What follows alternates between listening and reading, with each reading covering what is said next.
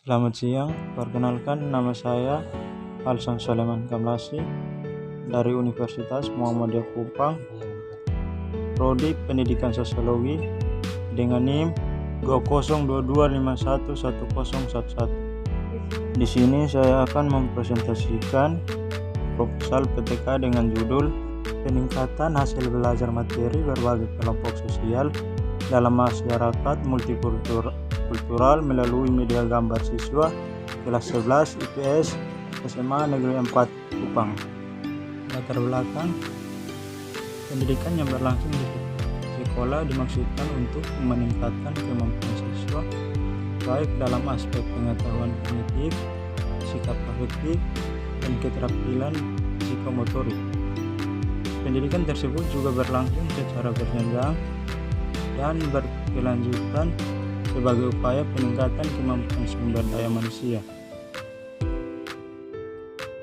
Sebagaimana dalam Undang-Undang Dasar 1945 tentang Sistem Pendidikan Nasional yang berbunyi bahwa pendidikan nasional mencerdaskan kehidupan bangsa dan mengembangkan manusia Indonesia seutuhnya, yaitu manusia yang bertakwa kepada Tuhan Yang Maha Esa dan berbudi pekerti luhur, memiliki pengetahuan dan keterampilan, sehat jasmani dan rohani, berkepribadian mantap dan mandiri, serta memiliki rasa tanggung jawab dan berjiwa kebangsaan. Undang-Undang tentang Sistem Pendidikan menegaskan bahwa satuan pendidikan sekolah merupakan bagian dari pendidikan yang berjenjang dan berkesinambungan. Jenis pendidikan sekolah ini berupa pendidikan umum, pendidikan kejuruan, pendidikan luar sekolah, pendidikan kedinasan, pendidikan keagamaan, pendidikan keakademik, serta pendidikan profesional. Berdasarkan observasi awal, peneliti meneliti kondisi sekolah SMA Negeri 4 Kupang khususnya pada kelas 11 IPS tahun ajaran 2012-2013. SMA Negeri 4 Kupang secara umum belum sepenuhnya menerapkan model pembelajaran yang lebih mengaktifkan siswa, yaitu model pembelajaran konstruktivisme khususnya pada mata pelajaran sosiologi.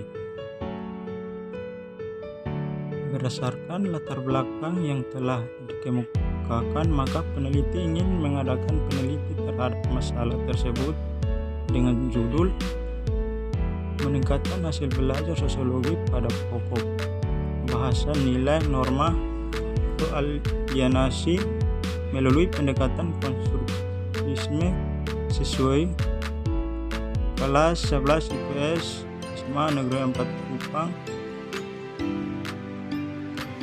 Identifikasi masalah dimaksudkan untuk menggambarkan penyebab adanya masalah yang dihadapi oleh siswa di sekolah. Pemecahan masalah, bagaimanakah meningkatkan hasil belajar materi, nilai dan norma atau alienasi melalui pendekatan konstruktivisme pada siswa kelas 10 SMA Negeri 4 Kupang. Tujuan penelitian. Tujuan yang hendak dicapai dalam penelitian ini adalah untuk meningkatkan hasil belajar materi, nilai dan norma atau alienasi dengan penerapan konstruktivisme pada siswa kelas 10 SMA Negeri 4 Kupang. Dan berikut manfaat penelitian. Manfaat yang diharapkan dari penelitian tindakan kelas ini adalah sebagai berikut. Yang pertama, bagi siswa dapat meningkatkan hasil belajar siswa. Yang kedua, bagi guru dapat meningkatkan hasil belajar materi, nilai dan norma atau alienasi dengan penerapan konstruktivisme dan dapat dijadikan sebagai bahan masukan dalam upaya meningkatkan kualitas profesional sebagai pendidik. Yang ketiga, bagi sekolah, peneliti ini bermanfaat dalam rangka inovasi pembelajaran. Yang keempat, bagi lembaga atau instansi yang terkait diharapkan dapat menjadi bahan-bahan kajian pustaka. Pengertian hasil belajar menurut Sujana 2012, pengertian hasil belajar adalah kemampuan-kemampuan yang dimiliki siswa telah melaksanakan pengalaman belajarnya. Bloom dalam buku Sujana 2012 membagi 3 ranah hasil belajar, yaitu yang pertama ranah kognitif, yang kedua ranah afektif, yang ketiga ranah psikomotorik. Hasil belajar yang dicapai siswa dipengaruhi oleh 2 faktor utama, yaitu yang pertama faktor dari dalam diri siswa, meliputi kemampuan yang dimilikinya, motivasi belajar, minat dan perhatian, sikap dan kebiasaan belajar, ketekunan, sosial ekonomi, faktor fisik dan psikis. Yang kedua, faktor yang datang dari luar diri siswa atau faktor lingkungan, terutama kualitas pengajaran. Berikut itu pengertian media pembelajaran.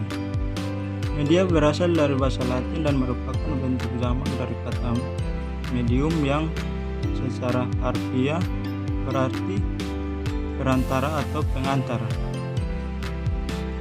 Jadi dapat dipahami bahwa media adalah perantara atau pengantar dari pengiriman ke penerima pesan.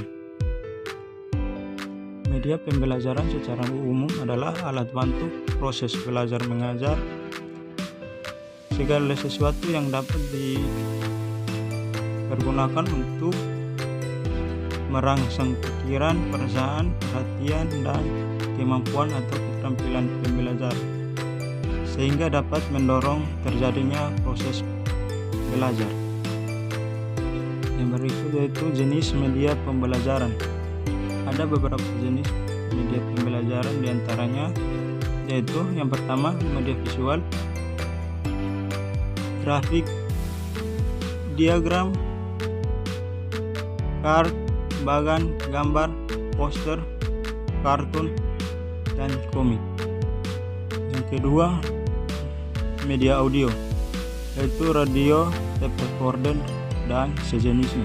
Yang berikut ada tujuan penggunaan media pembelajaran. Ada beberapa tujuan dalam menggunakan media pembelajaran, yaitu mempermudah proses belajar mengajar, meningkatkan efisien belajar mengajar, membantu konsentrasi siswa, membangkitkan semangat siswa untuk belajar, dan yang berikut media gambar sebagai pendukung proses pembelajaran, yaitu media gambar adalah media yang dipergunakan untuk memvisualisasikan atau menyalurkan pesan dari sumber ke penerima. Pesan yang akan disampaikan dituangkan ke dalam komunikasi visual.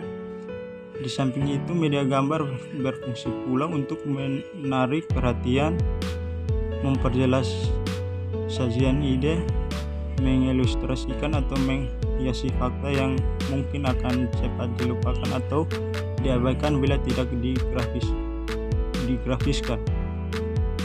Media gambar bermanfaat oleh guru dalam pembelajaran agar materi dapat dengan mudah diterima oleh siswa. Berikut ada kelebihan dan kelemahan media gambar. Yang pertama, kelebihan dari pengguna media gambar antara lain: yang pertama, sifat konkret. Gambar atau foto lebih realistik menunjukkan pokok masalah dibandingkan dengan media verbal semata. Yang kedua, gambar dapat mengatasi masalah batasan ruang dan waktu. Yang ketiga, media gambar dapat mengatasi keterbatasan pengamatan kita. Yang keempat, dapat memperjelas suatu masalah dalam bidang apa saja dan untuk tingkat usia beberapa saja, sehingga dapat mencegah atau membetulkan kesalahpahaman. Yang berikut ada kelemahan dari penggunaan media gambar, yaitu yang pertama, gambar cuma menekankan persepsi indera mata. Yang kedua, gambar benda yang terlalu kompleks, kurang efektif buat gerakan pembelajaran. Yang ketiga, ukurannya teramat terbatas untuk grup besar. Yang berikut di sini ada kerangka berpikir, yaitu dalam proses pembelajaran, aktivitas dan hasil belajar merupakan komponen yang sangat penting diketahui oleh guru. Keberhasilan siswa dalam pendidikan sering diukur lewat pengetahuan yang dimiliki. Hal tersebut sangat erat kaitannya dengan hasil belajar yang dicapai. Proses pembelajaran bukanlah hal yang sederhana karena siswa tak sekedar menyerap informasi dari guru, tapi melibatkan berbagai kegiatan maupun tindakan yang harus dilaksanakan, terutama bila diinginkan hasil belajar yang lebih baik. Oleh karena itu, guru yang menjadi komponen utama dalam proses pembelajaran sebagai pendidik dan pengajar bertanggung jawab dalam merencanakan pola pengajaran yang sistematik dan terarah. Yang berikut ada hipotesis. Jika media gambar diterapkan pada siswa-siswa kelas 11 SMA Negeri 4 Kupang, maka hasil belajar sosiologi akan meningkat. Yang berikut ada juga metode penelitian. Yang pertama, jenis penelitian. Penelitian ini adalah penelitian tindakan kelas dalam pelaksanaan bersiklus terdiri atas 4 tahap pertemuan, yaitu perencanaan, tindakan, pelaksanaan tindakan,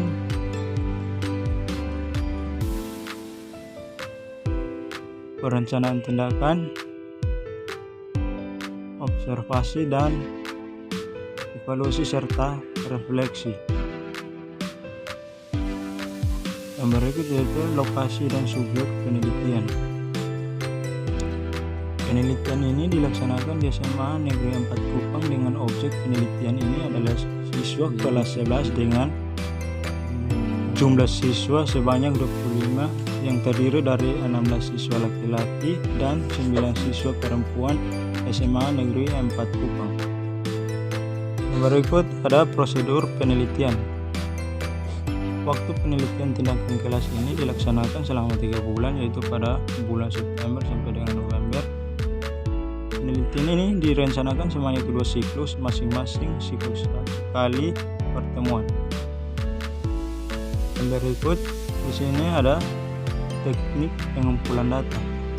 Ada beberapa teknik pengumpulan data yang diterapkan dalam PTK ini, yaitu yang pertama, observasi dilakukan oleh guru yang bersangkutan dengan seorang kolaborator untuk merekam perilaku aktivitas guru dan siswa selama proses pembelajaran berlangsung menggunakan lembar observasi. Dan yang berikut, tes hasil belajar untuk mengetahui tingkat pemahaman siswa. Berikut, instrumen penelitian. Instrumen yang digunakan pada penelitian tindakan kelas ini terdiri dari yang pertama, lembar tes atau ulangan harian untuk mengetahui hasil belajar siswa. Yang kedua, lembar observasi siswa. Yang ketiga, lembar observasi guru untuk mengetahui kegiatan pembelajaran yang dilakukan oleh guru. Dan yang berikut ada juga teknik analisis data. Data hasil penelitian selanjutnya dianalisis secara deskriptif.